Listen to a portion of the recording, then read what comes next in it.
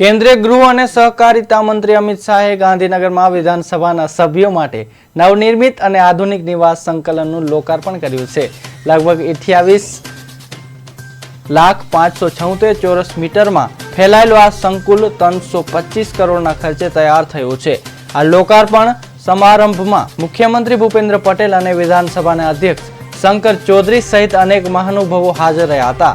નવા આવાસોમાં સભ્યોને 3 bedroom, living room, office room અને સ્વેન્ડ રૂમ સહિતની સુવિધાઓ મળશે. આ ઉપરાંત સંકુલમાં સ્વિમિંગ પુલ, કોમ્યુનિટી હોલ અને હોસ્પિટલ જેવી મહત્વની સુવિધાઓ પણ ઉપલબ્ધ છે. રેઇન વોટર હાર્વેસ્ટિંગ અને 600 વૃક્ષોનું વાવેતર સાથે આ નિવાસ સંકુલ પર્યાવરણ જાળવણીમાં પણ મદદરૂપ બનશે. આ નવી સુવિધાઓથી સભ્યોને વધુ આરામદાયક અને સુખદ જીવન મળી શકે તેવી અપેક્ષા છે.